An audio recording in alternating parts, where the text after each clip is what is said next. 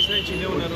చిన్ని గారు అనూహ్యంగా పార్టీలోకి వచ్చారు. అలాగే ఎంపీగా గెలిచారు. అనూహ్యంగా పార్టీలో రాలేదు. 82 నుంచి మేము మా కుటుంబం పార్టీలో అనూహ్యంగా ప్రత్యక్ష రాజకీయాల్లోకి వచ్చాం. చాలా ఆనందంగా ఉంది. మా నాయకుడు చంద్రబాబు నాయుడు గారికి ప్రజల పట్ల ఆదరణ మాకు చాలా ఆనందంగా అనిపిస్తుంది.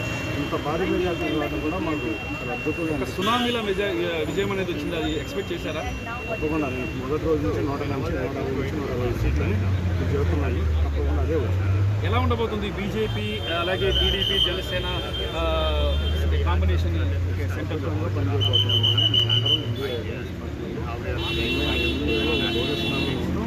మేము కూడా ఈ సమయంలో ఒక్క మాట కూడా మన సార్ ఏమి అడగకుండా ఎన్డీఏ అలయన్స్ కాబట్టి ఉన్న క్రెడిబిలిటీ పొందితే తప్పకుండా ఒక మాట మాట్లాడుతున్నాం. మీరు యాక్చువల్గా బీజేపీ నుంచి ఏమి ఎక్స్పెక్ట్ చేసింది? రాష్ట్రానికి కావాల్సిన అన్ని కూడా బీజేపీ ఇస్తుంది సార్. రాష్ట్రాన్ని అభివృద్ధి చేయడమే ముందున్న చర్చలు. వేరే విషయాలు పోలవరం ప్రాజెక్టే కానీ అమరావతి పునర్నిర్మాణానికి కేంద్రం సహకరిస్తుందా? అందరూ ఇండియాలో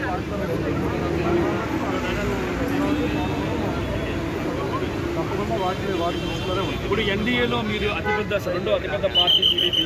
మరి ఎన్ని మంత్రి పదవులు రాబోతున్నాయి టీడీపీకి? అసలు ఆ మంత్రి పదవులు ఇంకొకటి మా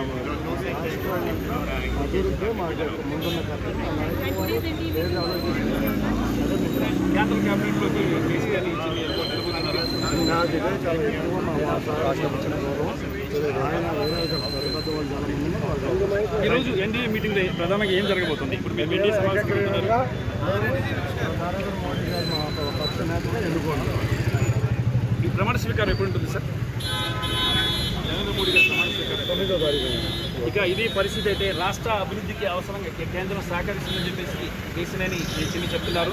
మరి అలాగే ఈరోజు 9వ తేదీన ప్రధానమంత్రిగా నరేంద్ర మోడీ ప్రమాణ స్వీకారం చేయబోతున్నారు. ఈ నేపథ్యంలోనే అందరూ కలిసిన ఎంపీలందరూ కూడా మనం చూస్తున్నాం. అందరూ కలిసి పార్లమెంట్కి వెళ్తున్నారు. పార్లమెంట్లో జరగబోయే ఎన్డీఏ సమావేశంలో పాల్గొని ప్రధానమంత్రిగా నరేంద్ర మోడీని ఏకగ్రీవంగా ఎన్నుకోబోతున్నారు.